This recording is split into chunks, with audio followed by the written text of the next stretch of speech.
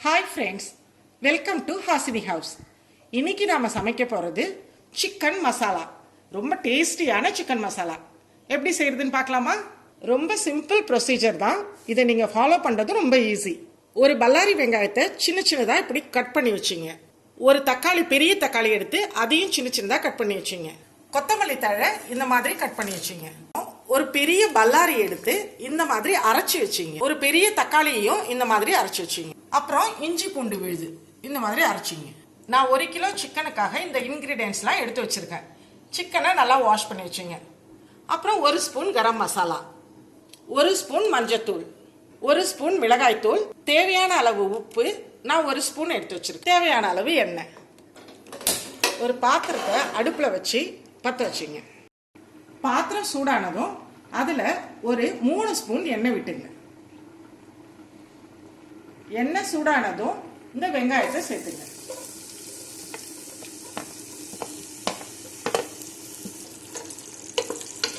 வெங்காயம் நல்ல golden brown colour வரணும்.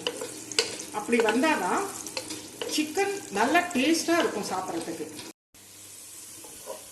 பாத்தீங்களா, வெங்காயம் நல்ல கோல்டன் கலர்ல கேரமலைஸ் ஆயிடுச்சு.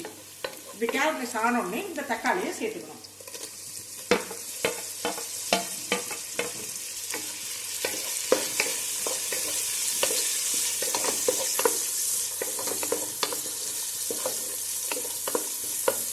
தக்காளி வதங்கின உடனே இந்த அரைச்சி வச்ச வெங்காயத்தை இதுல சேர்த்துக்கணும்.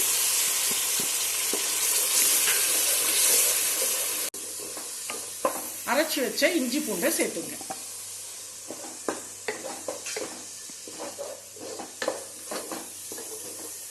இஞ்சி பூண்டோட பச்சை வாசனை போனதும் இந்த தக்காளியை சேர்த்துங்க. தக்காளி இப்படி நல்லா வதங்கினதும் இதுல உப்பு சேர்த்துங்க. அடுத்து கரம் மசாலா சேர்த்து நல்லா வதக்குங்க. இந்த வாஷ் பண்ணி வச்ச சிக்கனை இதுல சேர்த்துங்க. தண்ணி இல்லாம சேர்த்துங்க.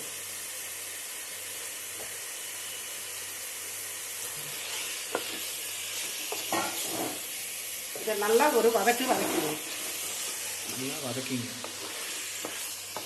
சிக்கன் வதங்கினதும் இதுல மிளகாத்தூள் சேர்த்துங்க.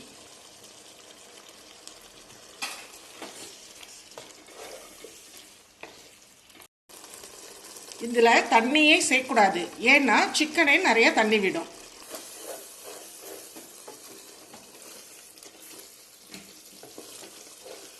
இதுல 1 ஸ்பூன் நெய் சேர்த்துங்க. இந்த ப்ரிப்பரேஷனுக்கு நம்ம தண்ணியே சேர்க்கல, ஏன்னா நம்ம எல்லாமே அரைச்சி சேர்க்கறனால தண்ணி சேர்க்க வேண்டாம். இன்னொன்று, சிக்கன் தண்ணி விடுது இல்லையா, அதனால சேர்க்க வேண்டாம் தண்ணி. சிக்கன் வெறும் 1/2 மணி நேரம் தான் வேகணும். நம்ம போட்டதுலேருந்து இப்போ 1/2 மணி நேரம் ஆயிடுச்சு. பார்த்தீங்களா, சிக்கன் மசாலா ரெடி. சிக்கனோட குக்கிங் டைம் 1/2 hour. அப்போதான் சிக்கன் ஜூஸியாக இருக்கும், இல்லைன்னா ஹார்ட் ஆகிடும். இது பெஸ்ட் காம்பினேஷன் ஃபார் சப்பாத்தி, நான் அண்ட் பரோட்டா. இதை பிரியாணின்னு வச்சு சாப்பிட்டா இன்னும் டேஸ்டாக இருக்கும். சிக்கன் மசாலா ரெடி ஆயிடுச்சு. இப்போ லாஸ்ட்டாக கொத்தமல்லி சேர்த்து ஸ்டவ்வை ஆஃப் பண்ணிடலாம். ஒரு கண்டெய்னருக்கு இதை ஷிப் பண்ணிங்க.